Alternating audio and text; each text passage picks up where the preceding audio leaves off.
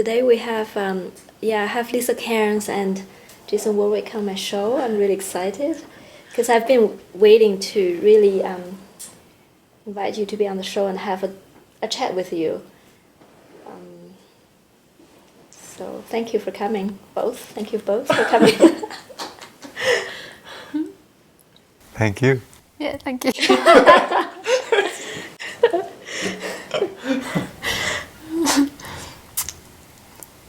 It's so funny because we have been, just hanging out here in our strawberry field retreat and talking about all kinds of things. So now it feels a little formal, but yeah. I guess for me, I just feel it is like if we look at everything symbolically, this is like a very big symbol, or like a really nice symbol in my mind, that A Course in Miracle teacher and a non-dual teacher showing up in my mind side by side together and talking so differently in language and yet pointing to the same truth, and you can feel the same presence. So that's something sometimes I was thinking, even like how beautiful that is in terms of symbols that in my mind, in the past I know that before I actually came to the monastery, I was mainly listening to non-dual teachers like yourself and Tony Parsons, and in my mind at that point there was like a difference and thinking, I have to follow one or the other. It's like there is a choice to make. Then in the end, everything happened, and experiential wise I didn't really have a choice. I came over here, and A Course in Miracles seems to be a very important part of the last 4 or 5 years of my life. It just seems like this is what is happening, and there is no choice made. But right now, what is so beautiful for myself, I guess, is like these two showing up at the same time, and it's a direct reflection. There is no difference, and there is no choice to be made, and there is no sacrifice. It's not like you choose something over another, and the other is lost or anything. It's like showing the sameness of everything. So That was very nice. I was really in that one. yeah, and early today we actually talked about this. I guess you mentioned just in the way of talking and in the way of teaching, in the way of answering questions, they're like this absolute direct way which comes out your mouth quite often, that not really going into details, not really going into stories or analyzing anything, and just point out to the absolute truth. And there is seemingly there's a lot of terms that are used by A Course in Miracles. So we have our terminology and jargons. We talk to each other about different things, and we had a little talk about that today. The question that she asked me when I walked into the room was, David Hoffmeister, does he ever talk to you about when he's talking very directly and when he's talking in story to like relax the mind? And I was bringing up examples of, he doesn't necessarily say those words, but even today or yesterday he said, let's not talk about volunteers, let's talk about what we need as messengers right now. And then literally a couple hours later, it's like, okay, let's talk about all the volunteers. Or yesterday it was like, yeah, share all your thoughts with me. And then today it was, no need to go into any thoughts. And it's like very direct ways of dismissing anything you believe in terms of it's this or it's that. But you were kind of getting clear in a way of what you exactly meant. So maybe, was it that, or? I don't know really what you mean. It's so hard to know what people mean. Right. Great for the interview. You asked the questions. No, I know. I understand the last bit of the question, but I didn't really understand what you were just saying then. Like dismissing. Like, for example, you would say sometimes that people come with a certain energy around Muji, or that they think this way. You will sometimes just say the opposite, and just to dismiss it, so the mind doesn't think that anything is the answer, even the idea of choice, no choice. And David has worked with us in that way, is all I'm saying. So. And then what was your question at the end of it? Yeah, what were you referring to specifically when you talked about David being direct? Oh in that yeah. story?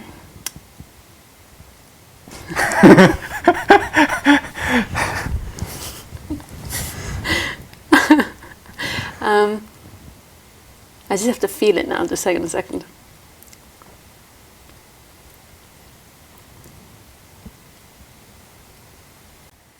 So I was watching Dave today, and it was so nice watching him. He's such an amazing speaker, like public speaker, in the way he speaks to people.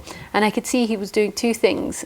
And this isn't wrong or right. This is just what's appearing. There's no separate David speaking. There's no separate Lisa listening. It's just what's appearing. And there was two separate things that he was doing. He was answering some questions in Storyland, so in the story.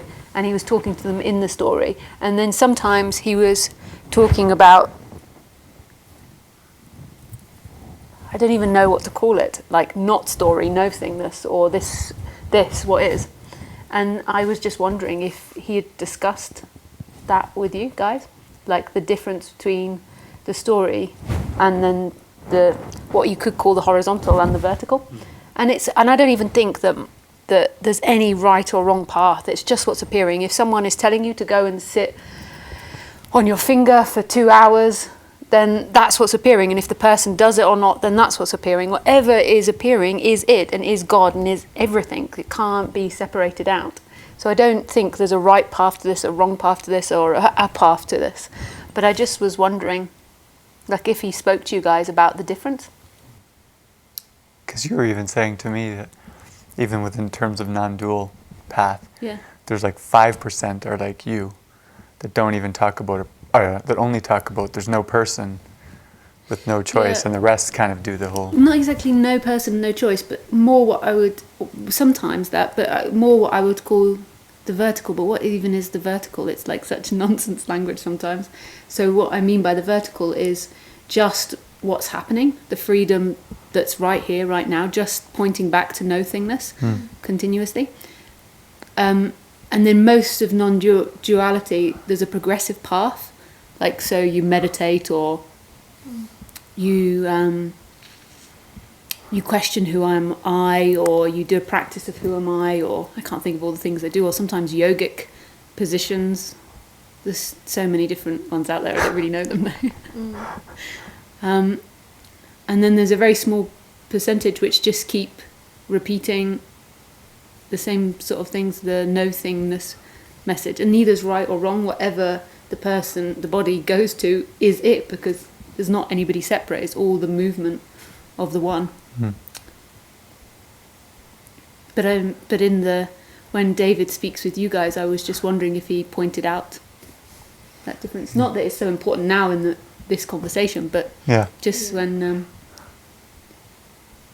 just because what he does, which is really amazing from what I see, and I don't even know what he does ultimately, but so say if someone comes with like a depressive mind, then he'll result in a more positive mind. Like he'll talk, like somebody was asking about their body image, and they were depressed about their body image, and then he started lifting them up, like more positively, like calling it all God, and not all God, but like the perfection and how perfect she was.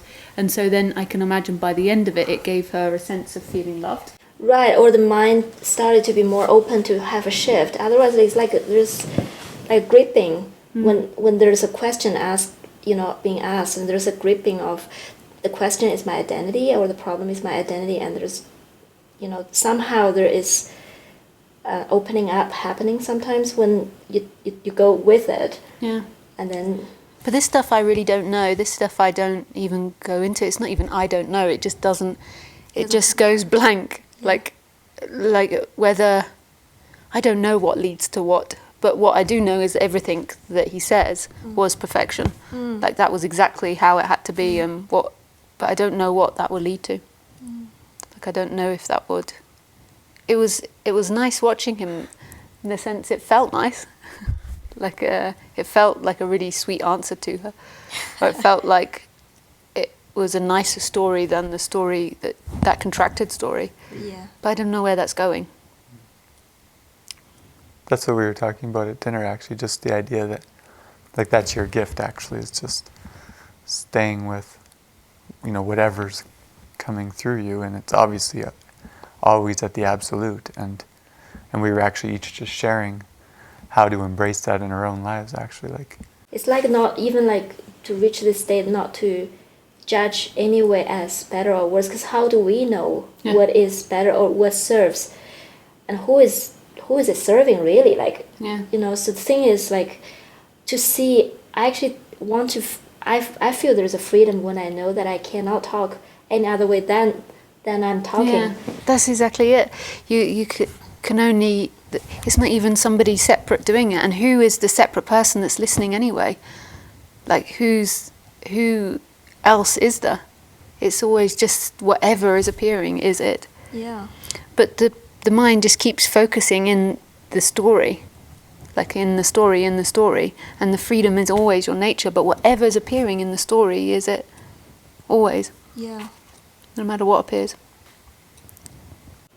Yeah. Even among ourselves, we notice just even Kirsten, we were talking how different she loves. It's just so natural. The God word will flow, and the God loves you, and just so beautiful. And she became it, when she talked about it, just so, and it would not come out of my mouth, it just, there is no need to fight it. That's the thing, if this is how it is and we fight it, then there is always, things should be different. Yeah. Or which one is better, this comparison comes in, and it seems like there is a better way of speaking the truth. But you can't even speak it. I mean, even in a way, even when I talk and we say that's the absolute, I'm still talking in storyland in a way. You can't really ever talk it. But that's the beauty of it as well, because everything is it. So you can't really touch it, and yet everything is it. You can't define it.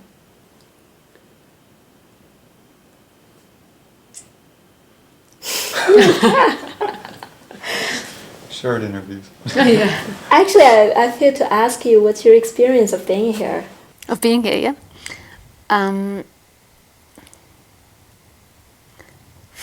That's always a hard one. I've just really loved it. I've just really enjoyed it. I've enjoyed the activity, I've enjoyed the movement, I've enjoyed the laughter, I've enjoyed the openness.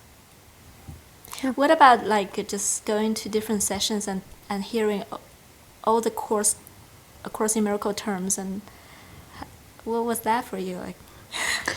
How do you like my commentary on movies? She falls asleep.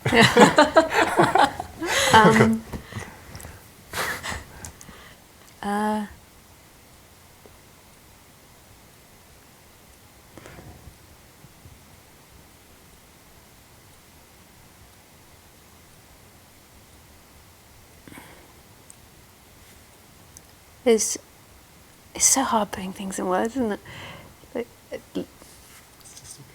It's so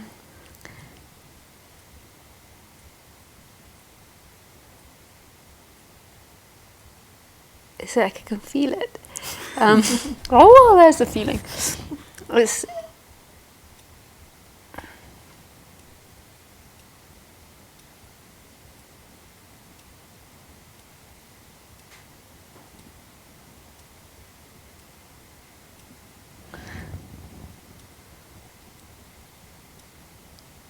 to be honest, I don't really care what the content is of the appearances. So I normally just enjoy whatever's appearing. I just don't really care. Every so often, when people are speaking, sometimes the words appear to cut to the chase, but not because I think they're wrong or right, but sometimes the words come. I mean, there's not even internal, external. You can't even define that, but I want to say internal just so you guys can relate to something I'm speaking about. So internally, sometimes the words come of a direct answer, but not direct. I mean, it sounds so... But it's not that I'm not enjoying myself. I'm loving all the appearances and the sounds and the speaking and the facial expressions and the laughter. The community. But sometimes when I'm sitting in the talks, a different answer is appearing here, but it doesn't need to be heard and it doesn't need to be spoken. It just is appearing in the head. Like it just comes. That's the way this one functions. But I can see the sweetness, like in making people feel better. Why not? Like, why not? That's not always necessary for, like, that's not always necessary for them to hear there is nobody. Like that lady today that was talking about her weight. She went away smiling and I was like, oh, that's really nice. So she went away smiling. So that's that. That's my best explanation, but obviously that's not really what's happening. You can't ever really define experience.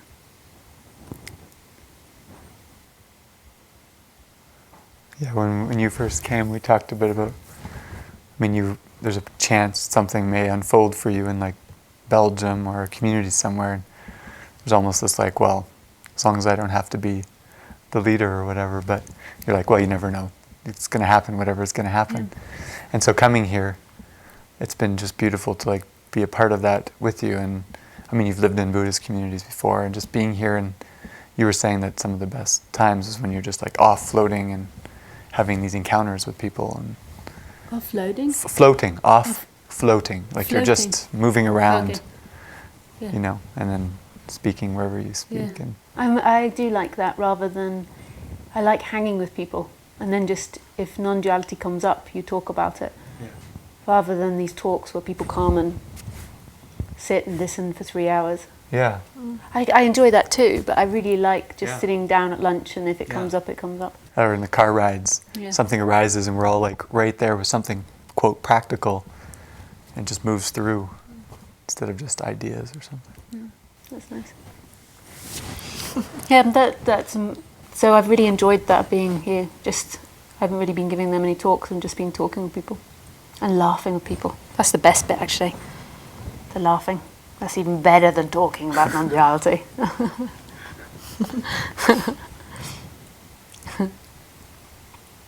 That's where Lisa Fair comes in. Yeah. We were just at the pool just before this. Oh, okay. At the pool, at the hot tub. The mini pool.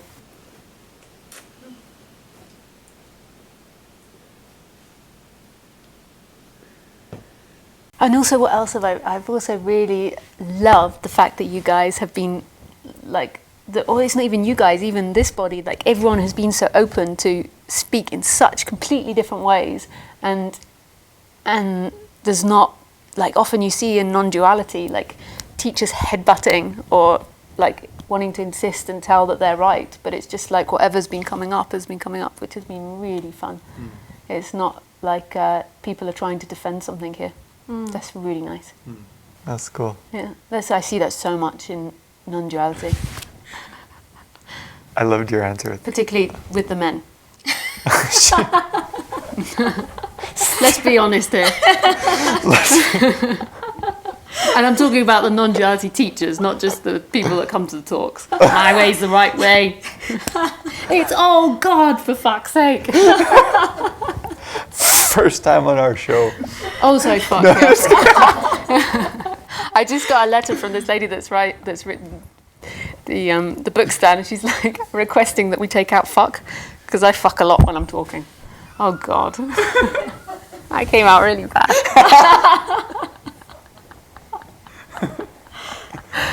We have editors, but we're going to keep that in. I know, I came out really bad. I fuck a lot when I'm talking, yes. Yeah, so now there's going to be 100 people at my next talk.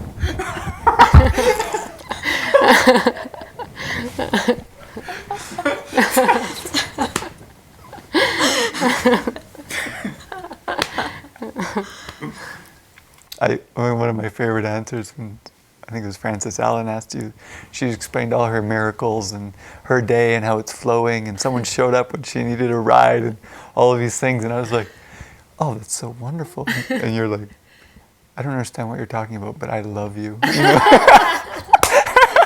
It's like, it's just the presence underneath. That's, you don't have to get the terminology, miracles. Yeah.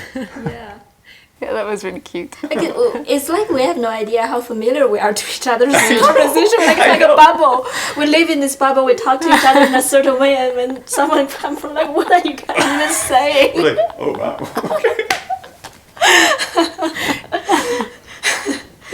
So it's like helpful even sometimes like have this halt. Like, okay. And I would love to do this again with different speakers. Like I would love to, I think it's great because if somebody comes, like we noticed it in, where were we? Boulder, where somebody came from my talks and then began to get reactive towards David. And who is it that's fighting? And what are you fighting for? Yeah. And idea? Yeah. Like, who cares? It's just appearing and it's all you anyway. Like you as, not you as the and individual. that is truly like living it. Like, you know, you can hear all the talks and try to even follow the right teacher and even develop this way that you speak or think. But in the end, if there's something still to protect, something to judge against, it's a protection of self-concept and the full self. Yeah, just Yeah. And there's nowhere to go. Like, David said it about our talk series. Like, if anyone has reactions to you, it's like, you know, great, let it up, or they're not to be here. It's like this whole thing is about going way beyond the path and the speaker. So and it's so much more about the energy of this what's being talked about. Yeah.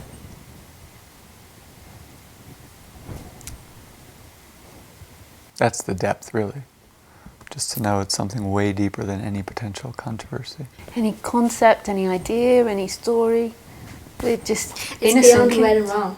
Actually, ultimately, it's just rise above any kind of dualistic concepts. Yeah. Opposites. Yeah.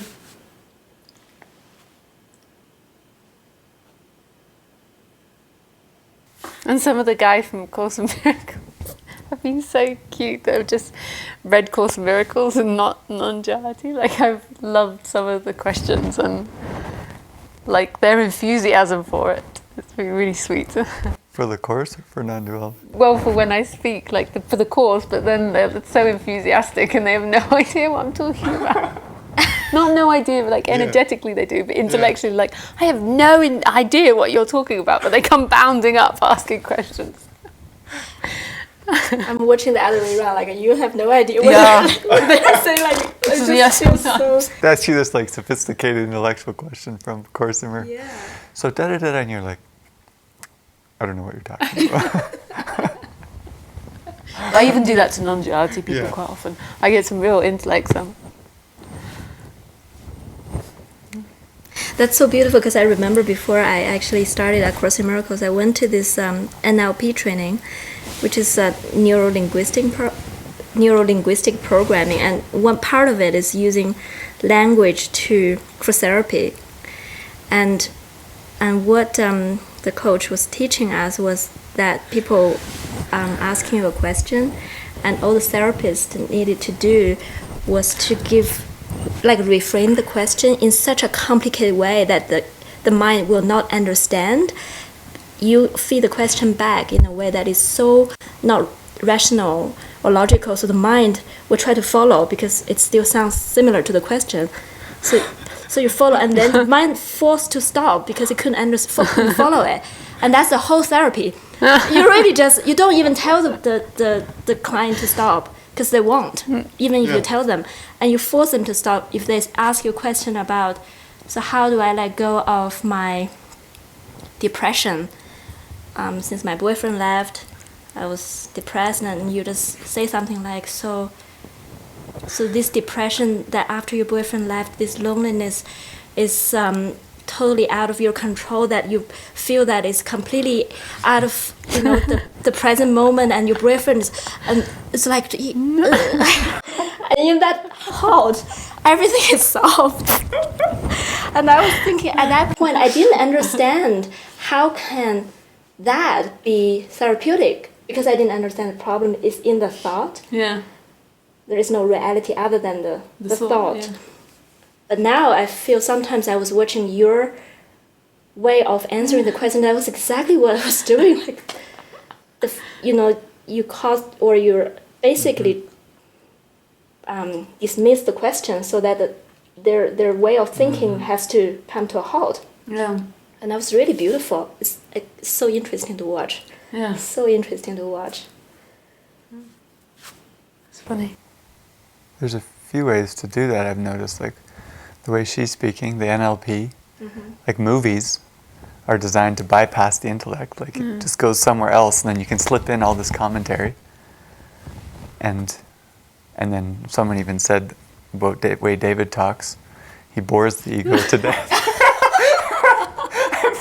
And you can give the direct answer with the right time. David is so cute, guys. If you've never heard of David Hossfeld, he's so sweet. It would be so easy if you just say stop and they will stop. You know, like, stop. It won't work. But humans are the adventurers. What was it that somebody was calling humans the other day? Not adventurers. It's similar. It's a similar word. It was a really cute word. Experiment. It's like hunters. No, not hunters. Explorers. Explorers. They have to keep on going. But we even do it. We even do it with like what's the right way and wrong way. When I first started speaking, I met another non-duality teacher, and he'd been speaking for like 20 years. And I was stood in the kitchen with him, and he said, "So what do you think's the best way to do this?" And I just was like, "I don't know." And he laughed, and he was like, "Yeah, after 20 years, I still don't either."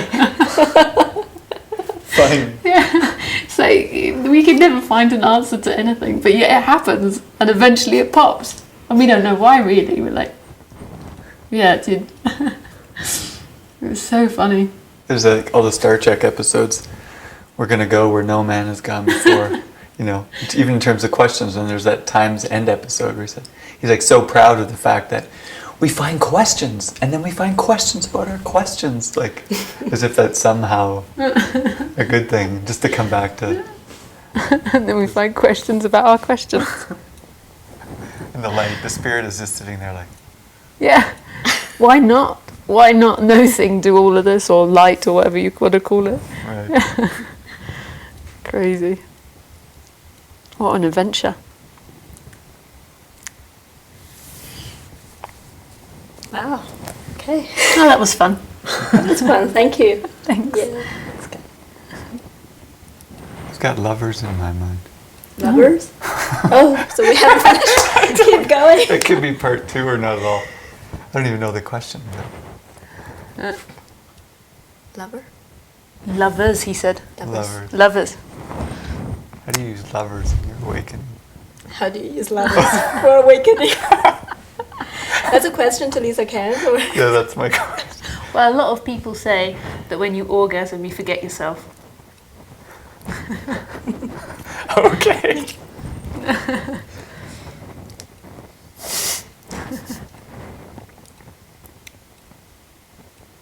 Well, that was it. Yeah.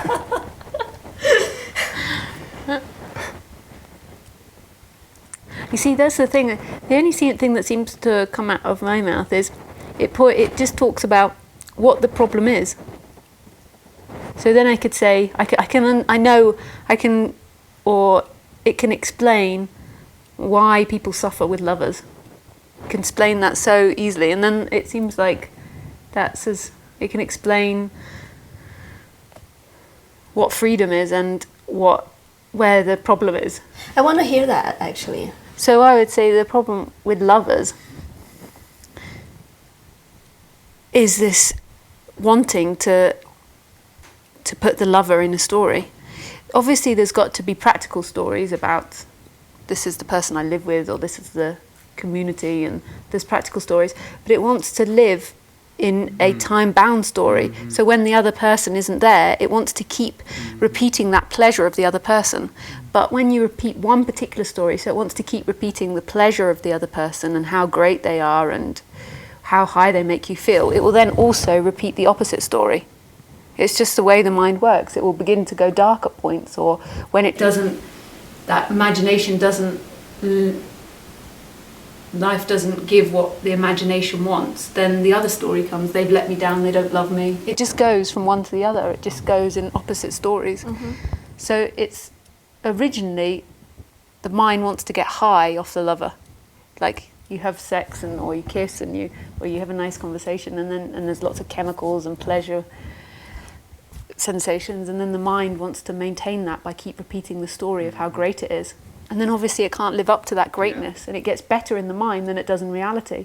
Then the other person's taking something away from you. The other person's taking away your happiness, taking away, not giving you what you want, what you deserve. What's the problem? We've got to fix the problem. It's because we don't talk or share emotions, and then it gets stuck in this mental reality, and you're not seeing the person for what they were. When you first met them, you didn't see them as anyone. They were free to be as they were. But then this whole imagined me and them arises. So that's what the problem is. Now, how to stop it? How to stop? I don't know. How to stop? It stops. It's terrible. I speak. I don't know. But I see what the problem is. It's so obvious what the problem is me and the other. And it creates highs, but then it will also create the lows. And that's part of what the human drama is. If there was just a seeing of them as the no thing in which they are, or as everything, or not as a separate entity. Something passing through. Some I'm trying to speak not too old. It's just appearing. just appearing. Then that's the true love affair. That's where you really love them, because they're free to be as they are. And then we all contemplate how to stop it. We don't know. It stops. Actually, that comes to another topic, emotions.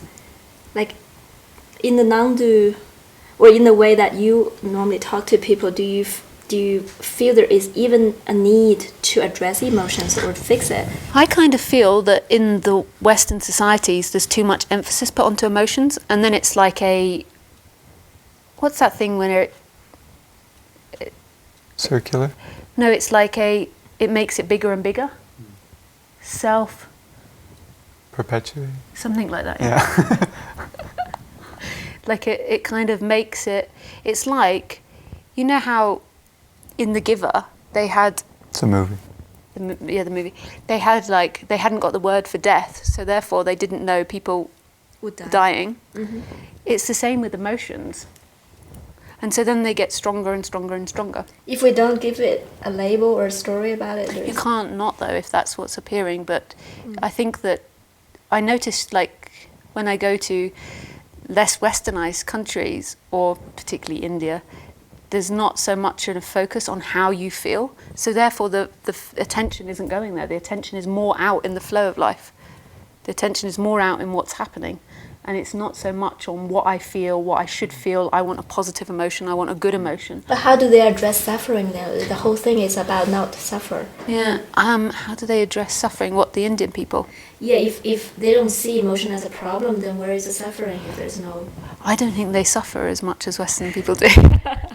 Like, I think they haven't got such complicated thinking around these sort of things. And also because they've got tougher life situations, they're not thinking too much about themselves. So that false entity is not growing as much. So there's this amazing lady that I sponsor now in India, and her 2 kids. We were just visiting these different communities, and there was this one community that was very poor, and she didn't have a toilet, and her husband was a drunk, and she only had like a tiny hut as a house, and she couldn't get enough work. She wasn't getting paid enough, so she was going to have to give her kids up for adoption. So I pay so she doesn't have to give them up for adoption. And the reason why I interacted with her was because she stood up and she told me this like terrible story, or what we would consider terrible in the West, story of her lifestyle. And then she smiled and she said, but apart from that, we're happy. And when we're sad, we're sad. It was just like a really, she just like, and when we're sad, and when we're happy, we're happy. Like, there wasn't too much a focus on what they were feeling, their emotions. It was more about what was happening. So, not that they did have they still were identified and there were problems, but in the West we're focused so much on the individual, what the individual feels, where it's going, what it's done, what it's been. So this illusion grows. Well, but that's how it's got to be. And then we come, and how do we stop it, Lisa? I don't know. It's like, where's all the energy going? I remember when I was living in Albania, they said, you people in the West do exactly what you're saying, spend all this energy on like psychotherapists and psychologists, and they're just like day to day. And then more neurons, I think, or whatever they're called in the head, go boop, boop, boop, and so more problems then arise. It's crazy. It never ends. If you're looking for a problem, it never. It's never like ends. it's like more sparks. I think it's mostly a brain thing. I don't know. Yeah. You know what I mean by sparks? It's kind of cool because like there's the, I don't forget his name, Maslow's pyramid of like, if you get your basic needs covered, which you would think, you know, like people like in India or Albania don't. So they spend all their energy there as if they haven't reached the top of the pyramid with self-actualization. But we're actually turning that, right now we're talking about that pyramid as if it's not true, that once you beat, I don't know if you can feel me energetically, once you meet your, because it's not coming out right, meet your basic needs, then you can focus on self-actualization, which would involve some psychology and psychotherapy. But we're saying actually blow the whole thing apart, and you know, the mind energy is going to go where it's going to go, and there's no point in focusing on emotions as much as survival. Actually, I wouldn't quite say there's no point. If there's focusing on emotions, that's got to play out until it stops. Like, I wouldn't say it's, you know what I mean? It's going to happen. Yeah, it's got to do that little dance until it gets bored of that. Like, if somebody's really interested in money, that's got to play out until it stops being played out. God knows how that happens. Maybe they make $1 million. Maybe they lose $1 million, you don't know. But so that emotion thing's got to play out. Yeah. So there's no effort put in how to stop it from happening. I never talk about that. I don't really. I just know what the illusion is. And then some people might resonate that. I don't know my part in the whole thing. Well, part of it too is you told me like that when you were talking about emotions, you were talking about like surfacey ones, but when we were talking about emotions here, like an inner abandonment or rage, that was different somehow than, I don't know if you remember that. Oh yeah, I do. Because we've talked like the people in Western society or whatever are really repressed around their emotions. We're talking about it right now as if they focus on it a lot, which... Yeah, there's a lot of repression as well in terms of that's what the course, I guess, was like. A lot of things are on top, and there's some of the core things are hidden to be come out and be seen. Yeah, people are for sure. They often tell themselves the story that it's the other person has hurt me, whereas deep down they're feeling vulnerable, and they don't know that. Right. And like giving space for that or whatever, but you don't even go there. That's kind of cool. I don't know that stuff. I mean, I know it in the sense of I can see how the identity that appears in the identity, like that's how the identity works. It feels vulnerable, it feels scared, and then it tells a story of the other. The other's done something to me, and it focuses just on that Very story. Very surfacey, actually. Yeah. And that's it. Like, you know, once you've had an authentic awakening, like you're talking about, you know, you're unable to go into any of that stuff. And yet if people are using some of these non-dual lines or even Course in Miracles lines, and they're hiding some of this deeper stuff, it's not a real... But it will pop out eventually. We can't help it. Yeah. They'll have a tantrum. Yeah.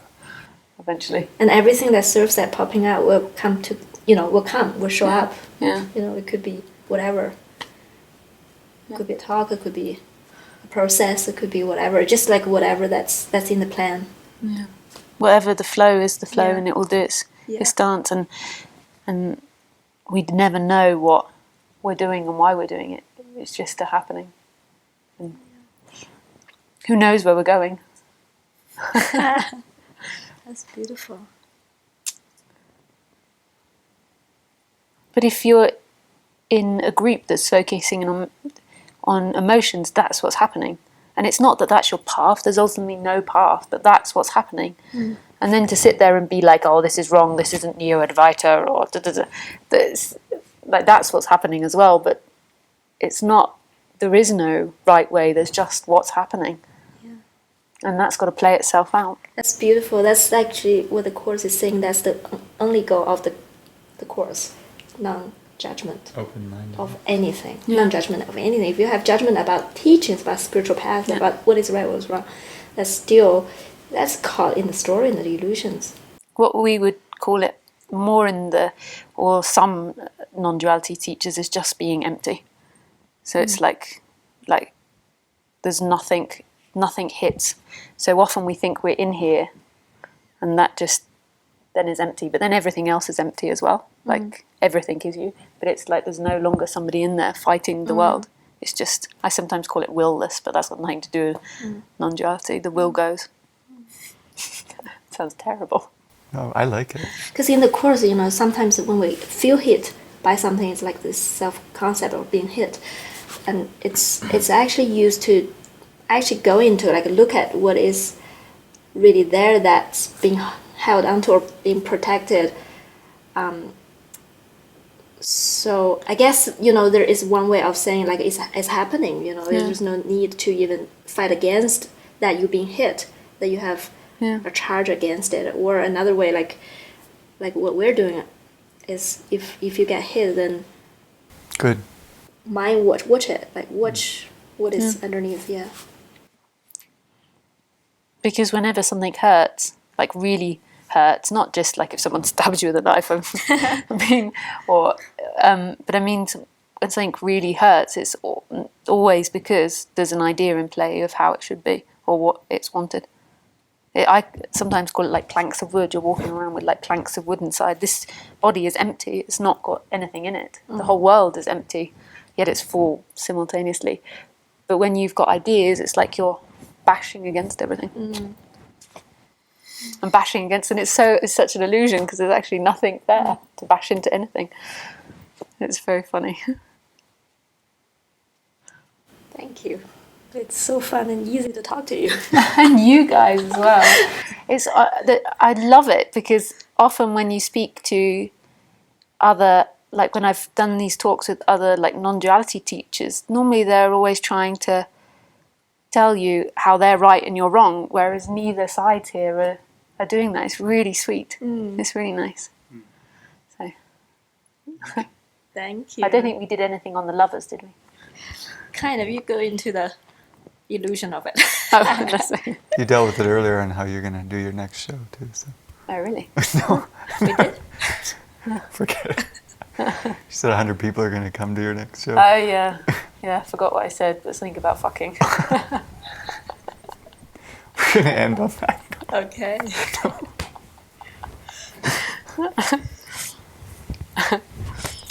Okay. Thank you. Thank you. This is so fun. Yeah.